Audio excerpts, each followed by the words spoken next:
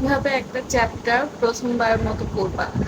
এটা অনেকগুলো ওয়ে আছে, তার মধ্যে আমি যেটা ফলো করতাম সেটা হচ্ছে তুমি প্রথমে একটা চ্যাপ্টার লাস্টে যে কোয়েশ্চেনগুলো থাকে সেই কোয়েশ্চেনগুলো দেখতে পারো। মনে করো তুমি একটা চ্যাপ্টার পড়বা যেটার নাম হচ্ছে জুলজির যে চ্যাপ্টারটা, অথবা বায়োলজিতেও আছে 9 তো সমন্বয় লাস্টে কিছু কোয়েশ্চেন থাকবে এবং সৃজনশীল দুটা কোয়েশ্চেন থাকবে অথবা কিছু এমসিকিউ থাকবে। তো তুমি সেই এমসিকিউ গুলো আর সৃজনশীল গুলো দেখবা।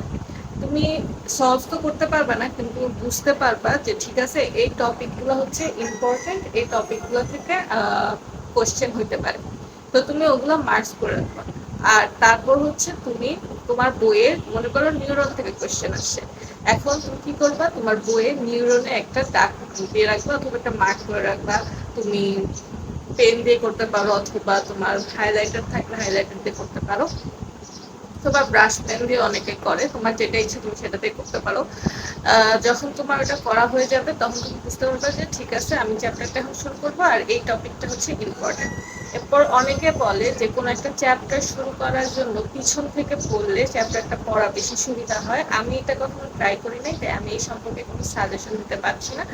যদি তুমি এভাবে পড়ে থাকো তাহলে অবশ্যই কমেন্ট বক্সে জানাবা।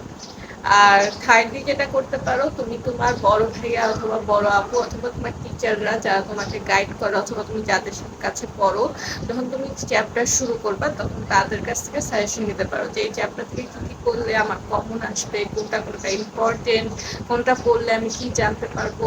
অথবা ক্লাসেও তো আমাদের এগুলো শিখায়, তো ওইখান থেকে তুমি নোট করতে পারো। এবং সবার শেষে যেটা করবা, তুমি চ্যাপ্টার পড়া শেষেই হচ্ছে নিজের নোটটা রেডি করে ফেলবা। নোট রেডি করে ফেলার পর তুমি বুঝতে পারবা যে ঠিক আছে এই চ্যাপ্টার থেকে আমার এটা এটা পড়তে হবে, এবং প্রত্যেক দিন তুমি ওই নোটটা রিভিউ করবা, তাহলে তোমার ওই চ্যাপ্টারটা ইফেক্টিভলি পড়া হবে।